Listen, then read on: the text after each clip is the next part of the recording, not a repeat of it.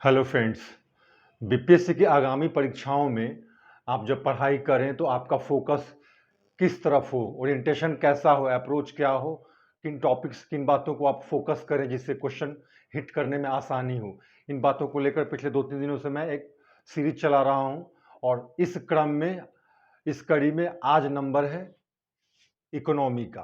तो आप चाहें तो इसका एक स्क्रीनशॉट ले सकते हैं, फिर मैं इसकी चर्चा करूंगा।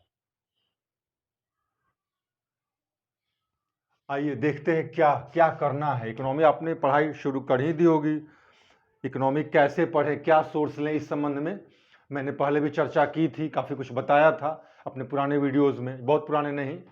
और आज मैं ये कहूँगा, आज मैं ये बताऊँगा कि आपको किन बातों पर विशेष रूप से ध्यान देना है ताकि आप क्वेश्चन को कैच कर सके और आपका काम आसान हो सके क्वेश्चन सॉल्व करने में। देखिए, पहले मैं ट्रेडिशनल क्वेश्चन की ओर ले चलूँगा आपको। अर्थात इकोनॉमी में दो तरह के प्रश्न आते हैं, आपको पता है। ज़्यादातर प्रश्न 80% से एबव क्वेश्चन जो होते हैं वो करंट अफेयर्स से होते हैं। कहने को इकोनॉमी के प्रश्न होते हैं, लेकिन वो वर्तमान में जो घटनाएं इकोनॉमी के अंतर्गत जो भी स्कीम्स या जो भी नई नई बातें आती हैं या इवन नए टर्म्स भी, उन पे क्वेश्चन रहता है या फिर डेटा पे। कुछ एक दो क्वेश्चन ऐसा होता है जो ट्रेडिशनल होता है, लेकिन उसके लिए भी पढ़ाई तो करनी ही पड़ेगी। तो आइए क्या करेंगे, क्या ध्यान देंगे। बजट और इकोनॉमिक सर्वे आप लगभग 108 बार पहले भी सुन चुके होंगे, मैं इसको रिपीट नहीं करूंगा। भारत का बजट और इकोनॉमिक सर्वे आपको ध्यान से देखना है। पिछले साल बजट से 3 क्वेश्चन था, एकदम सिंपल सीधा।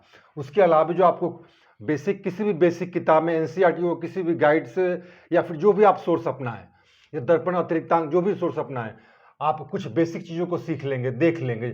बहुत ही कम समय में आपका ये हो भी जाएगा। प्राइमरी, सेकेंडरी, टर्शियरी सेक्टर अर्थात अर्थव्यवस्था के विभिन्न क्षेत्र, इसमें कौन कौन सी इकोनॉमिक एक्टिविटीज़ आती हैं, जैसे एग्रीकल्चर किस में आएगा, सर्विस सेक्टर, ये इंडस्ट्रीज किस सेक्टर में आएगा, ऐसा करके बेसिक कुछ बात आप समझ लेंगे। नेशनल इनकम और जीडीपी, जीएनपी, इससे जुड़े टर्म को भी आप ध्यान से देख लेंगे।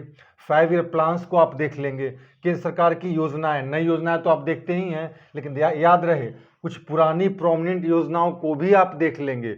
वह भी या तो मैच करने के लिए रहता है या जैसे भी हो उनसे भी पूछ देता है सवाल। जीएसटी को आप जरूर पढ़ेंगे, जो भी इसका डेवलपमेंट है या फिर जो भी इसका कॉन्स्टिट्यूशन है, मतलब क्या इसका स्ट्रक्चर है वो।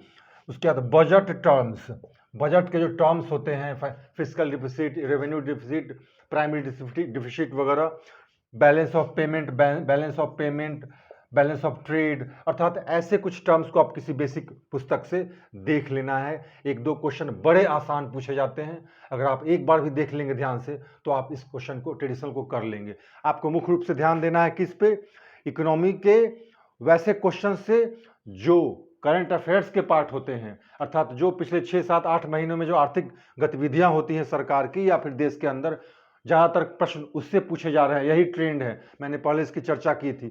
तो अभी वर्तमान में काफ़ी कुछ चर्चा में जो है, उनमें से कुछ टॉपिक्स को ऐसे ही मैंने डाल दिया है।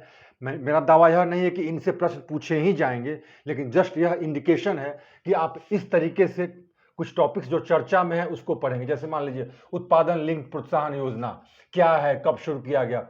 रेट्रोस्पेक्टिव टैक्स काफ़ी चर्चा में था, वोडाफोन वगैरह को लेकर, मैंने इसको छोटा सा एक वीडियो बनाया भी था। 5th फाइनेंस कमीशन की रिपोर्ट सिफारिश आई है, तो उसमें क्या क्या कहा गया है। भारत में डिजिटल भुगतान का क्या ट्रेंड रहा है, जो रुपये है सबसे अधिक भुगतान उसी के माध्यम से हुआ। कहने का मतलब किस माध्यम से सबसे अधिक भुगतान हुआ, ऐसा करके पूछ सकता है। गूगल पे, रुपये और ढेर सारे ऐसे आ गए हैं अब तो।